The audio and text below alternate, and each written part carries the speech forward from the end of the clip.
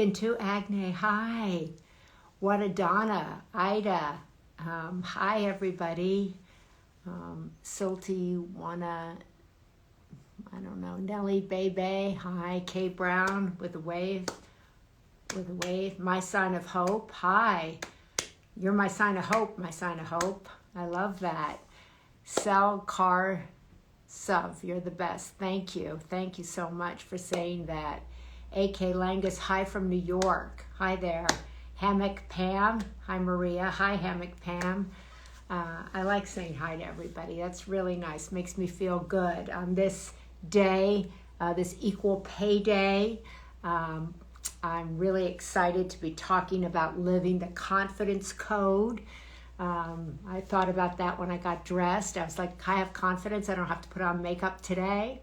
That's going to be living my confidence code. I think that's really important for everybody to have confidence at every age. Confidence comes and goes, doesn't it? It comes and goes. And we have to always work at reviving it, revitalizing it, finding it, trying to instill it in ourselves and in others. So I'm really excited to be talking with two journalists today about that and to be talking with all of you out there. Look at these little flowers I have here. Aren't these pretty? My brother, Mark, brought them to me on Sunday. He ran by the supermarket and got them. I haven't seen him in over a year. He came out here to visit his daughter, Molly, and I got to see him. I'm vaccinated, and I got to hug him, and he brought me these flowers, and that made me really happy. I hadn't seen him in over a year, longest ever. So I hope some of you are able to reunite with some of your family members, with some of your friends, and I hope you have the confidence to maybe get a hug, give a hug. And anyway, I just thought I'd bring you up to date with that. I love those little flowers. They probably won't last much more than today, but I wanted to mention that. I think it's the first time he ever brought me flowers. I have to think about that. I think it was the first time. I have 4 brothers. It's the first time he brought me flowers for dinner. Wow. Don't say people can't change. Don't say people can't do things you never thought possible. His wife Jeannie was with him, so maybe she got the flowers and handed it to him as he walked in the door. That's also possible, but I'm just going to go with Mark brought me the flowers. Anyway, I'm super excited to be talking to 2 great women today, great journalists, great authors, Katty Kay and Claire Shipman. I like them both a lot, and they have this new book. It came out last month, Living the Confidence Code, and they put a piece together in the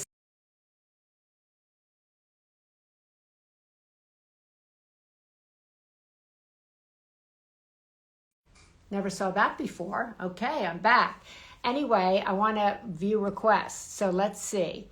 I'm going to try today to do something I haven't done before, and that's to bring in 2 people at the same time. And I haven't done that before, but they tell me it's pretty easy to do. So let me see, where are these girls? I'm going to try to find official Katty K, and then also Confidence Code Girls. Where are they? They're not there. They're not there. I see other people who are here. Always just want to kind of just start talking to whomever, because it's kind of fun, I think. It would be kind of fun to do that, but it's not happening here. So, hi, Maria from Sarasota, Florida. Hi, Stephanie Conley from Sarasota. What is their book about? Mama Researcher says their book is about confidence. It's about developing confidence. It's about passing it down to your kids. It's about having a code to develop it as we move forward in life. So there's all of the, there's Confidence Code Girl. Well, they just went right away, Confidence Code Girl. So Claire, you got a request there, Confidence Codes Girls. Where are we? Confidence Code. There we go. I don't know where we are, but these 2 really accomplished journalists are going to be able to, there we go. I got one. Boom. There. And we're going to try to, come on, Claire. There we are. Hey. Hi, Claire. Hi. How are you? Good. I'm great, thank you. How are you? I'm okay. Good to see you. I'm going to try to make this, you know, not just so you see my eyeballs, but let's Yeah, talk there about you are. There Just we bring go. it down a little bit. And I'm going to try to find your, oh, there we are. Official. Well, I haven't done this before where we have two people simultaneously. Fine. So hopefully this is going to, oh, there we are. Oh, good. Wow. Oh my God. God, you're my first double, my first triple. How cool are we? This is my first threesome. That's so Ever. exciting. I hope we're alone. Wow.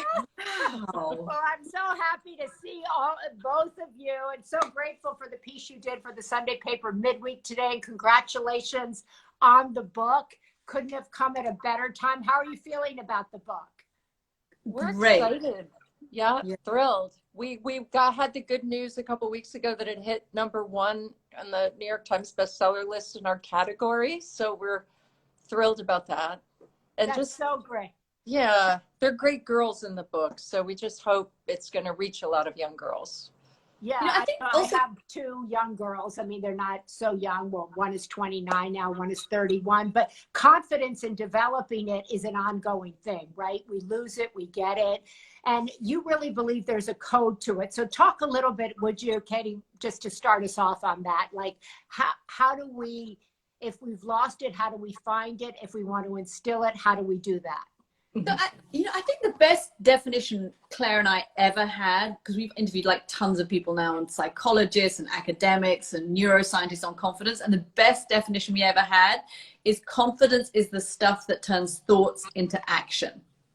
Right? So it's all very well to want to do stuff, but confidence is what gets you there doing it. Like, you want to apply for a promotion, you want to meet that interesting stranger, you want to you know, try out for the school play, whatever it is, you need the confidence to get you there. But the great thing about that idea of confidence, that it's not like swagger and bravado. It's when you do stuff, you get more confidence. Bingo.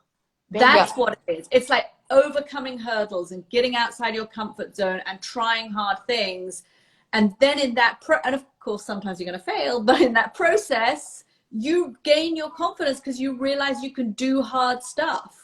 Well, how do you go to that, from that place of like, you have the thought, but you're too afraid to make the move that will give you the confidence? This is a conversation I have with my kids a lot. I'm like, you have to do it, but I'm afraid to do it. You have to, that's how you get confidence, but I don't want to fail. I don't want to, you know, I don't want to do the wrong thing. There's so much of that, particularly with young women, I think. Oh, it's so hard, Maria. I know. And it's just like that little jump start, right? Because as Katie says, once you start the process, you're building more confidence. It becomes easier, but that first leap is really hard when it's something significant. And so we have a bunch of things we talk about. One is just normalizing being afraid. We have a saying we tell girls, do it afraid, right? Which is that I think for a lot of us, we assume that fear means we shouldn't try something. Yeah. And to understand that being afraid doesn't mean you shouldn't try. It just means I'm going to be afraid, but I'm going to do it anyway. You know, but there are a lot of tricks for sort of overcoming that first hurdle. Sometimes you break something into small chunks. Sometimes you think about worst case scenarios. Sometimes we have to get out of our own ruminating, that voice in our head where we think and overthink. And I mean, the more we overthink, the less likely we are to act. Okay. Sometimes you reach out to friends for help. I mean, there's sort of a lot of ways you can bootstrap your way to confidence, but it is true that you have to make those first leaps and you will be afraid. So what about that bootstrapping your way to confidence? I talk to so many women my age or a little bit younger than me, maybe who lost jobs, who were, you know, stay-at-home moms, or who had dropped down in the workforce, and they don't have the confidence to get back in there. So it's not just young girls, right? It's people, men and women, right, who are at a certain age and then find like the world passed them by, or the world changed, or they don't have the confidence that they had when they were younger. Do you see that confidence ebbs and flows by age? You know, it's really interesting because we did this when we brought our first book out for women, The Confidence Code. We did a quiz Right. which people can find on our website, confidencecodegirls.com. And it was drawn up by some academics. It's like a serious quiz. And of course, Claire and I, being not very confident when the book came out, thought, yeah, maybe 200 or 300 people will take it. Now I think we're at what, Claire, like a couple of 100,000 people have taken it. And all of the information is going back to academics at Ohio State University, and they're doing research based on it. It's so cool. And one of the things they found is that for women, our confidence grows during the course of our lifetime. So the more experiences we have, the more we try new things, the more things we do, the more our confidence goes. Men's confidence tends to be sort of flatter. I mean, it's like they come out born a certain level of confidence and it doesn't really change that much. I see that with my boys. Yes. I have 2 boys and 2 girls. It sort of doesn't make much difference. Whether they get a C in a test or an A in a test, they think they're great. I know, that's so irritating. I know, it is so irritating. Okay, but so irritating. But the best thing we learned about men in confidence and boys in confidence, I'll say this, is that an academic told us it's honest overconfidence, right? Which is they're not just being jerks. They really do believe they're more capable than they are, or that they've done better. Like it's an honest belief that's not swagger, and they skew, that's its own problem, right? Overconfidence is its own problem. But I think too, right, Caddy, that we focused on this issue of women at a certain age, and you can have these dips back down, right? You can be on a trajectory and feel great, and then suddenly find, if you're in a situation where you've spent 5-6 years where you haven't been taking risks, and you haven't been pushing yourself outside of your comfort zone, it gets hard to do it again, right? I mean, honestly, I still feel this. Caddy and I are always comparing notes. Like, how are we still at our age saying, I don't know if I should send that email. Wait, what are people going to think? But I think that's really great. I think that's a really great thing. Look at your 2 accomplished journalists and authors. You have really successful careers, and yet you still have self-doubt. You're still wondering. I think that's a really important point for everybody to hear, that we think somebody like the 2 of you wouldn't have any issues with your confidence. After all, you have things on paper that tell you you're really successful, but you doubt. All the time. One of the things we found when we got really into this subject, which we've been studying now for we just love this subject. Part of it is science, right? So we actually got really into the science of confidence and what makes us more confident, which are the genes in us that make us more predisposed to being confident. And Claire and I did our own confidence testing. We tested our genes. This was Claire's idea, by the way. And then we were so nervous about the results that we wouldn't even open the emails from the neuroscientists giving us the results. And eventually we opened them. And Claire and I genetically are pretty much basket cases. I mean, neither of us have good genes that would predispose us to being confident. But the way we've done it through our course of our lives, I mean, like you, Maria, we've done things that tested our confidence. I went into a meeting not that long ago, actually at the White House. I was asked to go in, as journalists sometimes are. And I go in and I walk into this meeting and I think, oh my God, all these people are experts on the Middle East. They speak the language, they've lived there, they know the governments. I'm just a generalist. I don't know this. And I felt like, that the F word, I felt like a fraud. I felt like I didn't deserve to be there because these were like super duper policy people on the Middle East. And I'm just a general journalist. And it got to the question and answer time and I'm thinking, oh no, if I raise my hand, everyone will stare at me and then I'll blush and then I'll stumble and then I'll probably stutter and then I'll sweat and everyone will think I'm really stupid. And I had to literally kind of this is going on in my head. It would have been a lot more useful to listen to the discussion, right? I mean, that would have actually been useful rather than this kind of loop that is going on in my head. Oops, we lost that. My phone. Oops. Now I really lost my confidence. Do you guys feel okay? So, I mean, so it still happens. We still get into these situations where our confidence is tested. Yeah, and I think that that's so great that you talk about that. And I think that that's so important. People are saying, what age is this for? We're talking about young girls, but they talk about it for people across all ages. The test is for people of all ages. So it's not particular to one age. And actually, what I also enjoyed is the piece you guys did in the Sunday paper this week, the midweek piece, was about what parents learn from their kids about confidence, that we can be ongoing learners in this space. And I'm learning, my daughter Christina is trying to teach me about being still, having the confidence that I don't have to talk about everything I'm doing, that I actually can be confident enough in not doing, which is a whole new world for me. So were you surprised by some of the things that people our age are learning from young people? Oh, that's been something that's been remarkable in this latest book, which is because we wrote one a couple years ago for girls, kind of a how-to manual. And this book is a bunch of stories of teen girls doing cool things around the world. And they are I mean, so many women have told us they've learned from the stories of these girls, because when push comes to shove, we are all struggling with the same thing.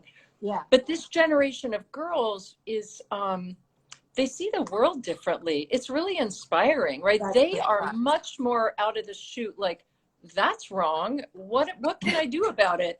And, you know, and I think, oh, wait, should we be speaking up? And they're already sort of, no, we want to talk about why sanitary napkins should be free in public schools, or we want to, you know, just, and so I think we can learn from the motivation they have and the passion, but they're also really open about what scares them. And I think there's something lovely about teenagers who are willing to just tell it like it is. I mean, tell the emotion, right? We sometimes, when we get older, bury all of that.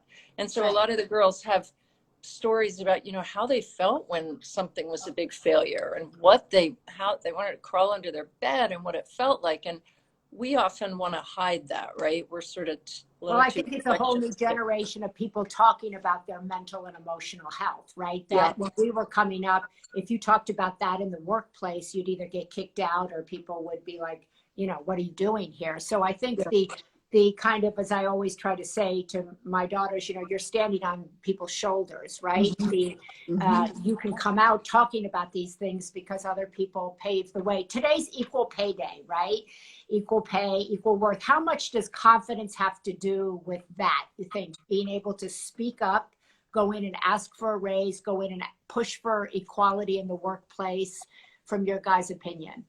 I do think that example of even asking for a raise is such a test of confidence for women, because I think for so long women have kind of thought, I'm here by the grace and favor of my employer, or I'm lucky, right? Or I don't somehow deserve to be here. And then we also have this people-pleasing thing that goes on that really starts in puberty. And so we think, well, if I go in there and I rock the boat and I ask for a pay raise, what are they going to think about me? They're going to think I'm difficult. God forbid that any of us should ever be difficult. Or they're going to think I'm not worth it. And anyway, I should just be lucky. I'm grateful for what I have. But what we say to women is, what's the worst that's going to happen? And this is this risk bit that's so important for women to think through, I think. What's the worst that's going to happen if you ask for a pay raise? The worst that's going to happen is you don't get it. But even in the process of asking for it, you have run through your own checklist of why you deserve it. You've kind of, hopefully you've made the notes about, you know, how good you are and the successes you've had in the workplace and what you bring to your organization. And more importantly, you've put it on their radar that you think you deserve it and that you are ready for that leap. And then next time around when they're budgeting, they'll take that into account. There is nothing to be lost, but we kind of stop ourselves from asking for those pay raises when we totally deserve them, because we're worried about, you know, making somebody angry or rocking the boat or seeming difficult, or what will happen if I don't get it. And I think that's such a great example of taking a risk and deconstructing it and realizing that 9 times out of 10, the downside of the risk you're thinking of taking is so much smaller than you're making it out to be in your head. And then it comes back to your point earlier, both of you, about being afraid to ask for that is part of it, right? You know, as do it afraid. AA movement and the NA movement, they go act as if, right? Act as if you're not afraid. Act as if the fear doesn't overwhelm you. Try to walk in knowing you're afraid and knowing probably everybody else is afraid as well. Well, I mean, the other thing that can be helpful, well, 2 things, right? It's just so incredible now that this focus on equal pay isn't going away, right? Because, you know, for an individual woman, we have to say it, but we need this larger spotlight on the issue. And the more focus there is on it, the harder it is for people to sort of continue to underpay women. And especially, you know, white women, it's far worse for women who are Black, women who are Native American, women who are Latina. It's really particularly hard right now with so many women who've lost their jobs in the pandemic, millions of women, right? So this is it's a critical issue. But I also think something that can help as an individual woman is, you know, knowing that your employer no doubt is focused on this issue helps. If you're thinking about this yourself, right? It's easier now than it has been.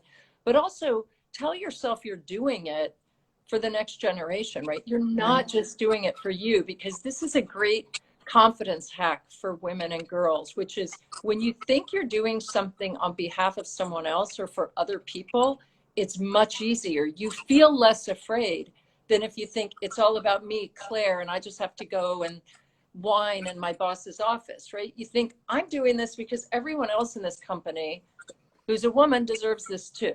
So what do you think would have been different for you guys had this book been around when you were in your 20s? My gosh, I wish.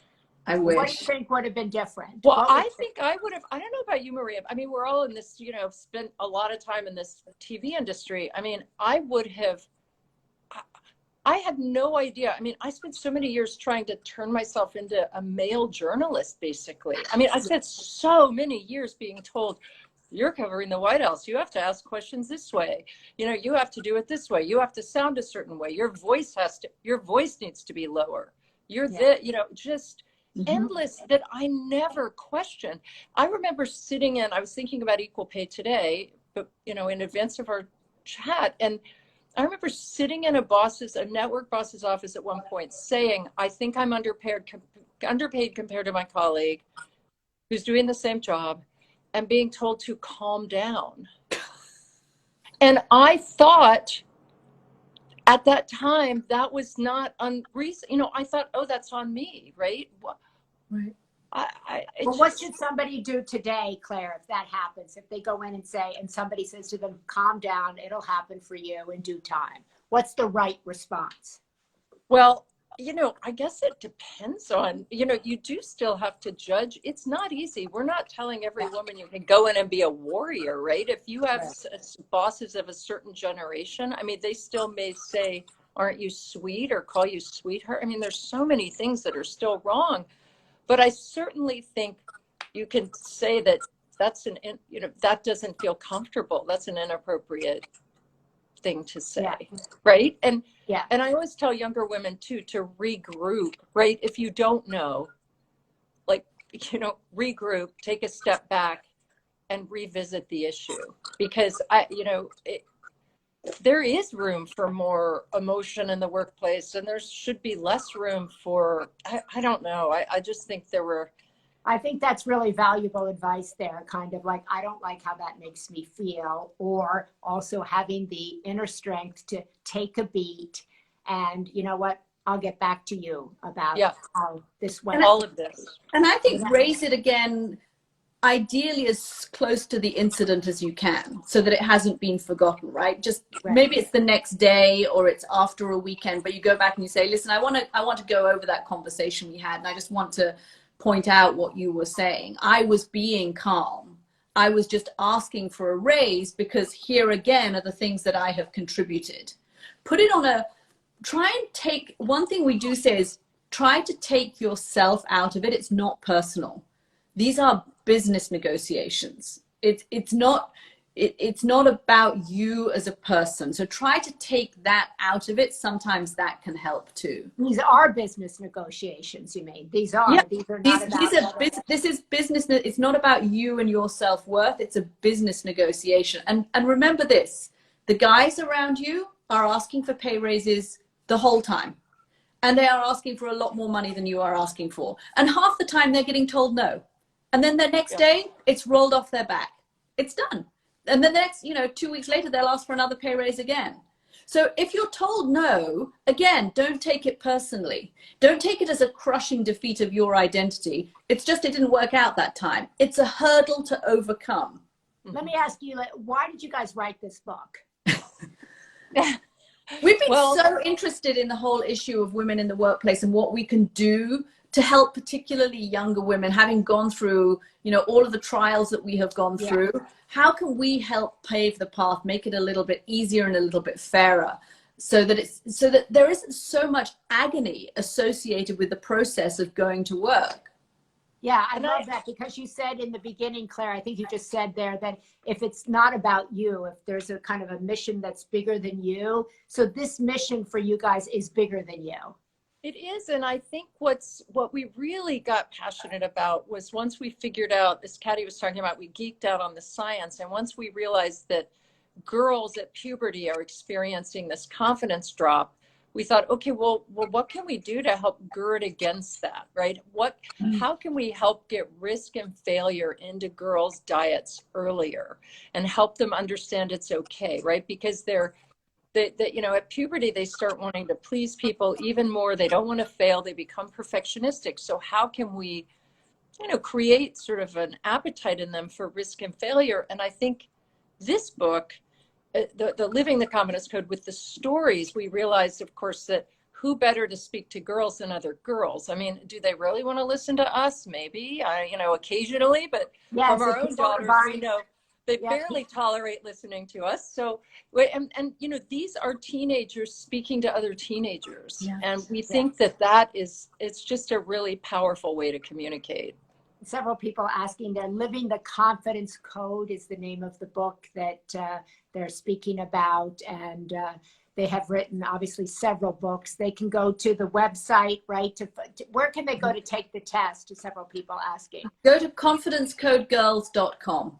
confidencecodegirls.com. And you'll find all the information about them. And, you know, when we first came up with this book, Maria, you know, as a reporter, you'll know this, our editors at HarperCollins came and said, why don't you write a book of stories from girls from around the world? We could make it, you know, 50 girls. And we thought, we'll never find 50 girls. We wanted it to be global. This is going to be a reporting nightmare. And of course, it turns out we could fill 3 volumes of books with amazing stories of girls doing cool things. I mean, like the girl in this book who gets herself out of a child marriage at the age of 12 in Ethiopia. And that's not a problem that a girl in the US is going to have, but the way she does it, the tools she uses are just the same tools. She takes a risk, she speaks up, she builds a team, she reaches out for support, she takes a beat, you know, she overcomes the hurdles and she doesn't give up. And it's the same process. And that's why we love these girls. They're so honest about, they're honest about the way they failed sometimes, they're honest about times it was hard, they're honest about how they felt, but they all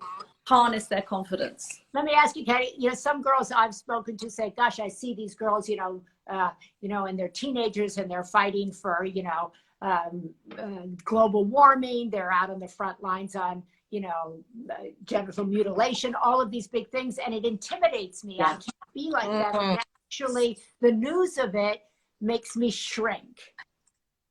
What about that? Well, you know, oh, go ahead, Katty. Yeah, I mean, we wrote a piece in the New York Times about how the best role models for girls are imperfect role models.